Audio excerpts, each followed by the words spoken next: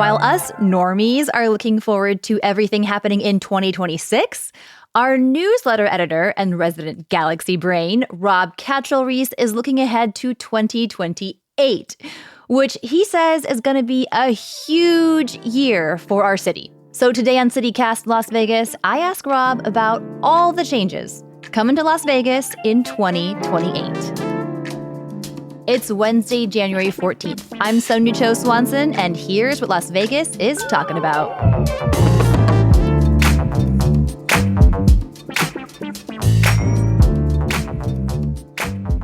Rob, everyone is so excited for 2026. Why not you? Why the shrug? Why do you hate this year? Well, it's that time of year where we look ahead and go, oh, what's coming to Las Vegas in the new year? And 2026... by Vegas standards, I hate to say it, is a little quiet. Okay. A little, dare I say, boring. Remember a couple years ago, we had like the Fontainebleau and the Durango opening around the same time. Usually there's a big resort or casino opening. Maybe there's a big closing. Maybe there's a big implosion like the Tropicana a little while back. Sure. But not that much is happening in 2026. I mean, you've got the Vanderpump Hotel. That's the big hot new hotel on the Strip. And that's just kind of a rebrand of the Cromwell. Yeah. Although I'm kind of excited to see what happens here. I like Lisa Vanderpump. I think her design tastes and vision are very, very on point. So I think it's going to be a fun resort. But also for Strip resorts, it's on the smaller side. It's a boutique hotel, as they like to say. A little known fact about Rob Kachelriess, reality TV fan. Reality TV tolerator. Okay. You know, below deck is more my speed, and they don't do cruises in Las Vegas, unfortunately. But the other big casino opening this year is Cadence Crossing, which is probably a place we haven't even thought that much about. It's over in Henderson. It's opening up next to the old Joker's Wild, and it just seems kind of... I'm sure it's going to be very nice, but it looks a little sterile. There's no big neon. There's no fancy fun attached to it. It just seems kind of like a nice, normal, respectable neighborhood casino. But we got that big guitar going up at the Hard Rock. We do. And, you know, that's funny because one of the biggest changes to Las Vegas is going to be this giant guitar-shaped hotel tower for a property that's not even opening this year. It's opening in 2027. But you are right. That guitar-shaped hotel is really catching a lot of attention right now. I think everyone's surprised at how big it looks already. And whether you think this is good news or bad news, it's going to totally block the view of the Strip. For anyone who's in Trump International, I'll let you decide if that's good or bad or not, or a political statement or not. But it's definitely going to change the skyline this year. Gotcha. Okay, so some changes coming to the skyline this year, but nothing super impressive to you. But 2028 is definitely looming large for Mr. Rob Kachelriess. Yeah. I'm going to just state the obvious. Beyond the skyline, it is a presidential election year. So is that why you're thinking this is going to be a big year for Las Vegas? Right. And just to fill everybody in, the reason we're talking about this is because I wrote a story in the newsletter on our website at CityCast Las Vegas about, hey, let's look ahead to 2028 because so much is being promised in that year. So much is targeted for that year. And of course, every 4 years, we've got the Olympics. That's coming in 2028. We have a presidential election that happens every 4 years. That's coming in 2028. So I was wondering, what role will Nevada play in the next presidential election? Nevada switched from its caucus to a primary system, and that got a lot of attention.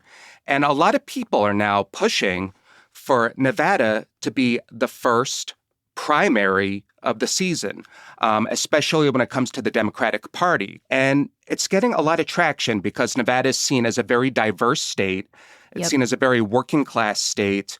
So it's something where the potential presidential candidates can kind of come here, get a good gauge of what's happening in the country. The way that we're sort of viewed as a bellwether, I think, for the rest of the country is really interesting. Yeah. So, we're kind of purplish. We're a swing state, so that's another thing. And the Democrats have been kind of playing around with their primary schedule a little bit. If you remember back to 2020, Joe Biden was not doing that good early on until he won South Carolina. So when he was president running for re-election at the time, they took South Carolina and made that the first in the state primary for the Democratic Party to kind of give them a boost of support early on. So with that not so much in the picture, we're looking now to see, okay, what can we do with the schedule now? And I think Nevada has a good chance of becoming part of it. The one downside or drawback to that happening is that New Hampshire has it written, I believe, in their state constitution. It's a law somehow. They're like, we have to be the first primary, no matter what. So they may try to skip ahead like they did with South Carolina. Technically, their delegates didn't count, but they went first. Biden was even on the ballot. But 2028, it's an open field. I think Nevada has a good chance of it, whether New Hampshire enforces their law or not. And you know what? You might have them on the same day, which is actually what happened last time after South Carolina. I'm going to show a little hometown pride here and say that no matter what New Hampshire does, we would still be the first primary that matters. How's that? Oh, I like that, and I'm going to agree with you on that. All right, Rob. So in terms of the predictometer, Rob's magic 8-ball, what do you think is the likelihood of Nevada becoming the first in the nation for the primaries? The magic 8-ball inside my galaxy brain says odds are very good. I don't think we'll find a way to skip ahead of New Hampshire, but I could see both happening on the same day. Okay. All right. Rob's official prediction is in the books. And then we'll be looking at Nevada as we look to elect a new president. Amazing. What else is happening in 2028 that has caught your attention? Well, I did mention that the Summer Olympics are coming in 2028. Yes, to Los Angeles. Yes. So if you remember, there was a big project that was supposed to be ready in time for the Summer Olympics in Southern California. Do you remember what that is, Sonja? Is it our always hoped for, never appearing high-speed rail? Yes, the high-speed rail, the Bright Line West. Long promise between Las Vegas and not quite Los Angeles, the exotic destination of Rancho Cucamonga. Have you ever been to Rancho? I've never been to Rancho Cucamonga. I think I've driven through it on the way to Riverside. Yeah, there we go. That might be right. So, there's a lot of hope for this. We've covered this a lot, but, time is of the essence here. And Bright Line West, they need to lay more than 200 miles of track through the Mojave Desert between Las Vegas and wherever they're going to end up in Southern California. And there still hasn't been much in the way of track laid down. They're working on the station in Las Vegas. I believe there's some pillars up. I think there's like an elevator shaft. They're starting some work on the parking garage, I believe. Gotta have parking. Getting this thing made isn't like, train tracks here and there and we're done. You have to navigate all sorts of terrain, all sorts of desert elevation shift, highs and lows. You've got mountain passes to figure out. And a lot of this isn't just about the train. It's about, in some cases, widening Interstate 15, because the whole original pitch is that the train tracks will go down the center of I-15. We have this route already in place, but it's not going to quite work like that. In some cases, the train will have to go around it. There'll be overpasses. There'll be all kinds of widening of roads and improving of bridges. In theory, anyway, this is a major project. They're still sorting out funding. Not that long ago, the company behind Bright Line West requested a $6 billion loan from the U.S. Department of Transportation because costs are as high as like $21 billion plus. There is some funding in place. There is some bonds that are being sorted out. But so far, it's really been a story of environmental studies, of laying out the groundwork, getting the financing in place. And it's really, I don't feel the momentum with this, to be honest with you. Okay, so Rob's Magic 8-Ball is saying Brightline 2028 is a... forecast uncertain. I'm real skeptical on this. It's definitely not happening in 2028, not even close. Okay, so not happening in time for the Olympics, but maybe. I mean, the fact that they've got some momentum. Maybe. Well, let's see. I mean, there's a lot of people that really want this to happen. On the plus side, Trump took away some funding, some grants that were in place for California's high-speed rail project, which is separate from this. And the Trump administration does not seem to be totally sour on this line between Vegas and Rancho Cucamonga. So, there's still some optimism here, but a lot has to happen first. Right. Hoping that it flies under the radar just a little bit in time to get some stuff done and get some track laid. I think it'll be there in time for the next time the Olympics are in California, in 2052 or something. What else are you predicting in 2028? Well, there's another big project that's supposed to be ready by 2028. Okay. On the Strip. Okay. Sports, entertainment, commerce, all coming together. Of course, we're talking about the A's baseball stadium. Do. Yeah, so we know the story here. Las Vegas got rid of the Tropicana. We blew the whole thing up. There's a wide open lot. And instead of putting this baseball stadium in a place where it would make sense and we'd have lots of space for parking, maybe even free parking if we dare consider such a thing, we're going to squeeze this thing into the Strip. All of the renderings look very nice, but as we've discussed on CityCast Las Vegas a few times, the financing isn't quite settled. You know what I mean, Sonja? There's a lot of lovely optimism being spouted by the leaders in this space, and we're curious to see what's backing that up. Right. So on the plus side, they say between 10 and 15% of the construction, there is construction of some sort going on this lot. There are building diggers things. Pushing dirt around. There's concrete. The lot. There's actual things there. So they've started work. They say it's almost 15% done as of the end of last year. I will be nice and take their word on that. But when the A's executives are asked about the financing, they kind of give these very vague answers. They're definitely still trying to lock things down. The cost rose from $1.5 billion to $1.7 billion. That's not chump change. Nevada and Clark County approved up to $380 million in public funds for the ballpark. And the A's are like, okay, we'll take care of the rest. So they're looking for investors. There's the big question that we always ask ourselves, do we see this happening? And not to skip ahead to the Magic 8 Ball, but I kind of feel like A's owner John Fisher is going to will this to happen. I feel like the LVCVA is going to will this to happen. Unless there's like some major recession, I don't think they want to see this be a spectacular failure. Right. So we're going to have to see, but I think they're going to work a little bit until it happens. And, maybe we'll get a baseball team on the Strip. Yeah. And at this point, I mean, they've really closed the door behind them. They really left Oakland in a hurry. And well, they left Oakland for Sacramento. So they're playing in a minor league park there. And you know what? I think they should just come here and play in our minor league park. They should come play at the Las Vegas ballpark at downtown Summerlin. They're actually doing that this year for 6 games this summer, as a nice show of ambassadorship or something. Okay. But you know what? Since the Raiders suck so bad right now, this is the time for the A's to come here because they'll just look great by comparison, no matter how bad they are. They just have to be a little bit better than the Raiders, and they'll build up some goodwill in Las Vegas. A super low bar. It is the lowest of low bars. Play it like Cashman Field. Play it in my backyard. I get a big lot behind me. Just find a spot. It's the desert. Let's play ball. All right, Rob, reading your article, I did see that there was a project that was slated to open in 2028, but is no longer opening in 2028. Are you doubting my reporting, Sonja? I'm just saying that sometimes reality changes, that's all. But it seems like the Las Vegas Museum of Art is maybe extending their construction timeline back a little as well. Right. So it's kind of funny. The Las Vegas Museum of Art, I included in my story on things that are slated for 2028. And a day or two after the story ran, there was a big announcement about, oh, hey, it's going to be 2029 now. But with all these new renderings and information on it. But you know what? Beautiful.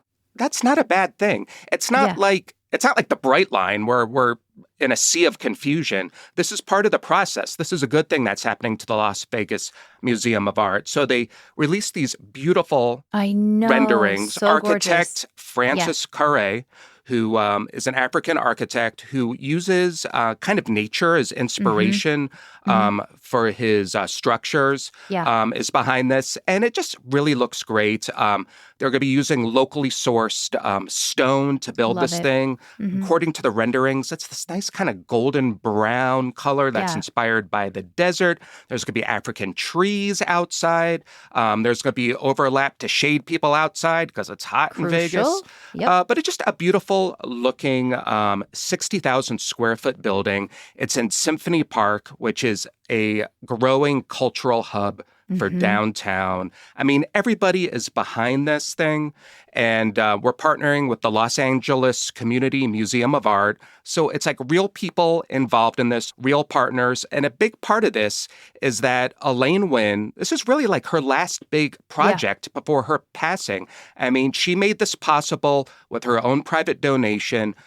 She was the board chair. And I don't think anybody wants to see Elaine Nguyen's last big vision fail. And the city, if you see the Smith Center, we love our art. There's a lot of money in this town that gets behind art and supports it. It's just part of the process, and I see this as something that's going to be very successful.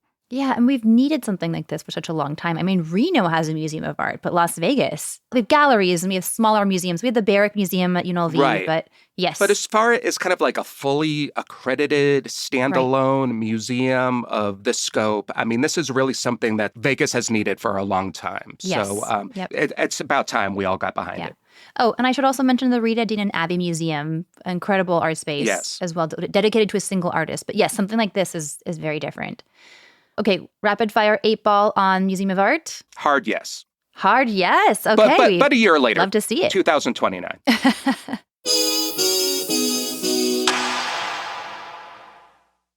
I know you want to be a part of the glow that makes Las Vegas shine. You can do that by becoming a member of the Neon Museum. Members enjoy free admission, exclusive events, and early access to special programs, all while helping preserve the city's iconic neon signs and stories. This spring, members can be among the first to celebrate the unveiling of the beloved Siegfried and Roy statue, which once graced Las Vegas Boulevard. It's coming to the Neon Museum in April, so watch for details as they're announced. And if you sign up for a dual-level membership or above, it also includes North American Reciprocal Museum Association benefits. And that gives you free or reduced access to more than 1,500 museums, historic houses, aquariums, and attractions across North America. One membership, over 1,500 museums. Join today at neonmuseum.org and get ready for an unforgettable year. Meet Nevada HealthLink, Nevada's official health insurance marketplace. Your link to new plans, more selection, free assistance, and name brand health insurance all bundled together. Our marketplace is growing and has the state's widest selection of quality health plans. Find savings and quality coverage regardless of your income with new state-approved battle-born state plans. Visit NevadaHealthLink.com. In a few minutes, you can find the health plan that's right for you. Nevada HealthLink. Our plans are made for your plans. Conoce Nevada HealthLink, el mercado oficial de seguros médicos de Nevada. Tu lugar para encontrar opciones, ayuda en español y seguros de salud a tu alcance. Estamos creciendo y tenemos la mayor variedad de planes en el estado. Encuentra planes a tu alcance sin importar tus ingresos con los nuevos Battleborn State Plans aprobados por el estado. Visita NevadaHealthLink.com y en solo minutos encontrarás el seguro de salud que necesitas y mereces. Nevada HealthLink. Our plans are made for your plans. All right. Any last predictions for 2028 in Las Vegas, Rob? You know what? I'm excited to see the Final Four come to Las Vegas. It's going to be here for the first time. Basketball fans. April 1st and 3rd at Allegiant Stadium if you want to get your schedule book out and make plans already. But this is going to be something on the level of the Super Bowl, the biggest betting season in Las Vegas at our sports books. And now, following up on this great era of sports in our city, we're going to see the Final Four come to Allegiant Stadium. It's all signed, sealed, and delivered. The LVCVA spent $26 million to cover some of the costs and investment on that. So they're locked in. I mean, the story over the next few years, you're just going to see a lot more big sporting events in Las Vegas. Yeah. And I mean, I think there have been some whispers of potentially an expansion team coming to Las Vegas on the heels of March Madness, on the heels of the expanding basketball interest in the city. I hear there are whispers of an NBA expansion team perhaps coming to Las Vegas. I don't know if 2028 is too soon for that. What do you think? I don't know. I don't know if it's whispers. I think some people are screaming for a professional basketball team in Las Vegas. I mean, obviously we have, if you look at the success of the NBA Summer League that happens in Las Vegas every year, the Aces who are dominating the WNBA. Killing it. So, I mean, they've shown that Las Vegas has an appetite for basketball. This year, the NBA says they're going to make a decision on expansion teams, and the leading contenders are Las Vegas and Seattle. I kind of think it's a matter of time. There's a lot of people that want to build a new arena for a new basketball team. So I think that's something. I don't know what the time frame would be once we get one, but it seems like it's pretty certain to happen at some point. All right.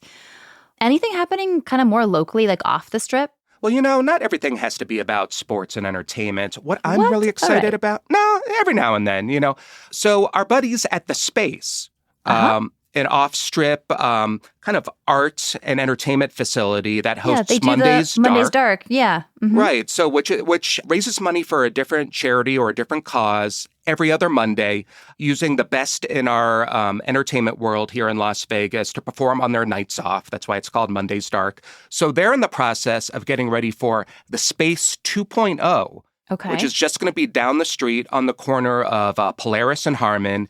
And this is going to be just a big expansion of what they're doing. Like, if you look at the renderings, it's a very nice looking building, about 6 stories tall. Wow. It's going to be, I think, from what I've seen, between 60 and 80,000 square feet. But it's not just going to be for the new home of Monday's Dark and other entertainment events. I mean, they're going to have a community counseling center there. They're going to have music education courses. There's going to be things to help for mental health workshops and after-school programs, education programs, financial assistance, just whatever they can do to make this a better thing in the community and a resource, not just for people in the entertainment community, but also in hospitality, for veterans, and for others who are serving Las Vegas in special ways. So that's what I love to see about the Space, is that they're bringing us something new and exciting in 2028, but they're not just taking. They're giving back. And I would love to see more of that in the years ahead for Las Vegas. Oh, that's amazing. As I'm thinking about all of this looking forward, when we talk about projects that are happening this year, 2026, a lot of those have already been confirmed. The funding is in place, like construction is happening, like cement is being poured into the ground. But when we look ahead to 2028, a lot of these projects still have a little bit of the theoretical to them, and maybe even a little bit of like the hopeful aspect to them as well. Aspirational, yeah. Aspirational, exactly. Yeah. So I'm curious what you think these 2028 projects say about our city's, hopes and dreams, but maybe like our city's aspirations and ambitions, Yeah, ambition is a good word, because if you look at these things, I mean, I've criticized Las Vegas for not being able to say no. It seems like any big project that comes along, whether we got a parking garage with it or not, or we have the funds in place or not, the LVCVA or Clark County or the city of Las Vegas is going to say, sure, come on in. And that's exciting, but we've also seen some things that don't always work out in Las Vegas. But if you look at what we've just talked about today, we've talked about sports, we've talked about art, we've talked about the Space, which is serving the community. I think it shows, the best of Las Vegas, how diverse our community is, how diverse our interests are, and how we just kind of keep aiming high. So I want to leave this on a positive note, that we're trying to make everything a little bit better as we continue on the long, long trail to 2028 and beyond. Well, Rob, on that note, how's that? I got to say thank you. Thank you, Sonja. And we'll be reconvening at the end of 2028 to see how many of your predictions have come true. Yes. Let's start planning 2029, maybe by the end of this year, and we'll do another version of this again very soon.